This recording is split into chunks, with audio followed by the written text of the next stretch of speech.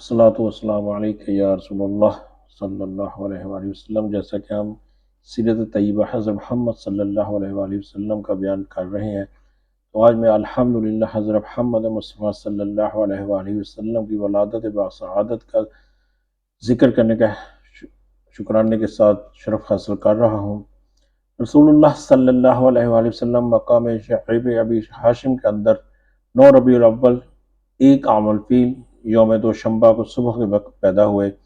इस वक्त नौशेरवां की तख्त नशीनी का 40वां साल था और ये 20 या 22 अप्रैल 531 ईस्वी की तारीख थी। इब्न साद की रवायत है कि रसूलुल्लाह सल्लल्लाहु अलैहि वसल्लम की वालदा ने फरमाया, जब आपकी वलादत हुई तो मेरे जिस्म से एक नूर निकला जिससे मुल्क शाम के महल रोशन हो गए। इमाम अहमद और हज़रत अब्बास रज़ी अल्लाह अन्हु ने इसी तरह मज़मून नकल किया है।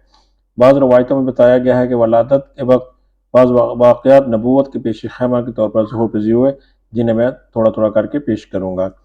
ईवान कसरा के 14 किंगरे गिर गए, मजूस का आतशकदा ठंडा हो गया, बहरा सावा खुश्क हो गया और इसके किरजे मुनहदम हो गए।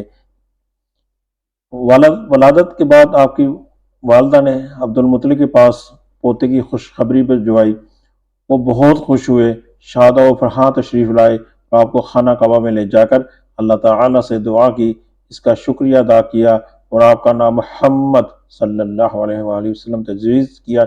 ये नाम अरब में मारूफ न था। आपको अपनी वालदा के बाद सबसे पहले अबू लहब की लौंडी थोबिया ने दूध पिलाया। इस वक्त इसकी गोद में जो बच्चा था इसका नाम मसरूह था।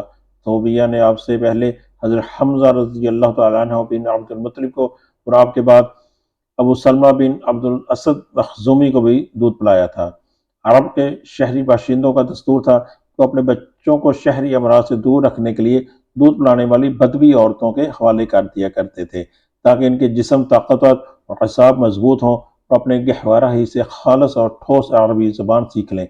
इसी दस्तूर के मुताबिक अब्दुल मुत्तलिब ने दूध पिलाने वाली दाया तलाश की और नबी सल्लल्लाहु अलैहि वसल्लम को हज़रत हलीमा बिनते अबी ज़ुऐब के हवाले किया। यह कबीला बिन साद बिन बकर की खतून थी।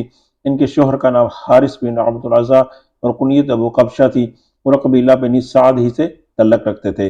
हारिस की औलाद ये है जो रज़ात के तल्लुक से रसूलुल्लाह सल्लल्लाहु अलैहि वसल्लम के भाई बहन थे।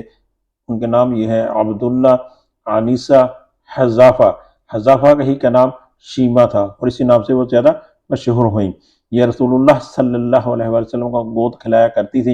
इनके अलावा अबू सुफियान रज़ी अल्लाह तआला बिन हारिस बिन अब्दुल मुत्तलिब जो रसूलुल्लाह सल्लल्लाहु अलैहि वसल्लम के चचेरे भाई थे, वो भी हज़रत हलीमा रज़ी अल्लाह तआला अन्हा के वास्ते से आपके रज़ाई भाई थे।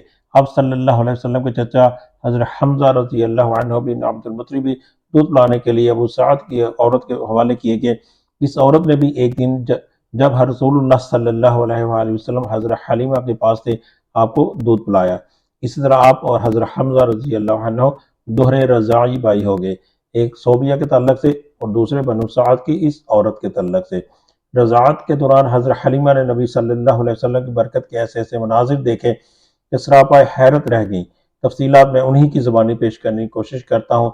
इब्न इसहाक़ कहते हैं कि हज़रत हलीमा रज़ी अल्लाह तआला अन्हा बयान किया करती थी, वो अपने शोहर के साथ अपना एक छोटा सा दूध पीता बच्चा लेकर बनी सअद की कुछ औरतों के काफिले में अपने शहर से बाहर दूध पिलाने वाली बच्चों की तलाश में निकली।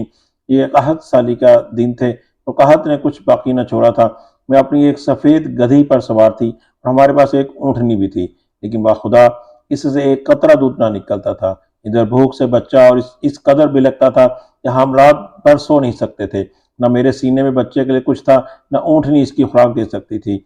बस हम बारिश और खुशहाली के आस लगाए बैठे थे। मैं अपनी गधी पर सवार होकर चली तो कमजोरी और दुबलेपन के सबब इतनी सुस्त रफ्तार निकली कि पूरा काफिला तंग आ गया। खैर, हम किसी न किसी तरह दूध पीने वाले बच्चों की तलाश में मक्का पहुंच गए। फिर हम में से कोई औरत ऐसी नहीं थी जिस पर रसूलुल्लाह सल्लल्लाहु अलैहि वसल्लम को पेश न किया गया हो, मगर जब उसे बताया जाता कि आप सल्लल्लाहु अलैहि वसल्लम यतीम है तो वो आप सल्लल्लाहु अलैहि वसल्लम को लेने से इनकार कर देती, क्योंकि हम बच्चे के वालद से दादो दहिश दौलत की उम्मीद रखते थे। हम कहते कि ये तो यतीम है, भला इसकी बेवा माँ और इसके दादा हमें क्या दे सकते हैं।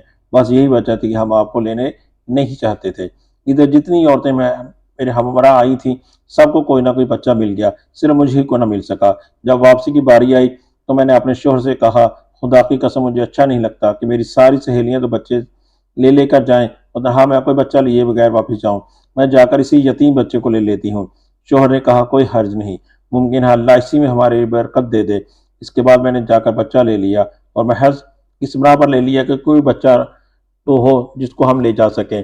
حضرت حلیمہ رضی اللہ عنہا کہتی ہے جب میں بچے کو لے کر اپنے ڈیرے پر واپس آئی اور اسے اپنے آغوش میں رکھا تو اس نے جس قدر چاہا دونوں سینے دودھ کے ساتھ اس پر امڑ پڑے اور اس نے شکم سیر ہو کر پایا، اس کے ساتھ اس کے بھائی نے بھی شکم سیر ہو کر پیا، پھر دونوں سو گئے۔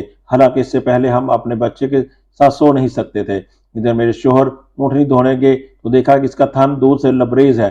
انہوں نے اتنا دودھ دوہا کہ ہم دونوں نے بہت آسودہ ہو کر پیا اور بڑے آرام سے رات گزاری۔ ان کا بیان ہے کہ صبح ہوئی تو میرے شوہر نے کہا حلیمہ خدا کی قسم تم نے ایک بہت بابرکت روح حاصل کی ہے۔ میں نے کہا مجھے بھی یہی توقع ہے۔ حلیمہ رضی اللہ تعالیٰ عنہ کہتی ہیں کہ اس کے بعد ہمارا قافلہ روانہ ہوا، میں اپنی اسی خستہ حال گدھی پر سوار اور اس بچے کو اپنے ساتھ لے لیا، لیکن اب وہی گدھی خدا کی قسم پورے قافلے کو کاٹ کر اس طرح آگے نکل گئی کہ کوئی گدھا اس کا ساتھ نہ پکڑ سکا۔ یہاں تک کہ میری سہیلیاں مجھ سے کہنے لگی او ابو زبیب کی بیٹی، ارے یہ کیا ہے، ذرا ہم پر مہربانی کر، آخر یہ تیری وہی گدھی تو ہے جس پر تم سوار ہو کر آئی تھی۔ میں کہتی ہاں ہاں بخدا یہی وہی ہے۔ وہ کہتے ہیں اس کا یقیناً کوئی خاص معاملہ ہوا ہے۔ پھر ہم بنو سعد میں اپنے گھروں کو آگے۔ مجھے معلوم نہیں اللہ کی روئے زمین کا کوئی خطہ ہمارے علاقے سے زیادہ قحط زیادہ تھا، لیکن ہماری واپسی کے بعد میری بکریاں چرنے جاتی تو آسودہ حال اور دودھ سے بھرپور واپس آتی۔ ہم دودھ دھوتے اور پیتے جبکہ کسی اور انسان کو دودھ کا ایک قطرہ بھی نصیب نہ ہوتا۔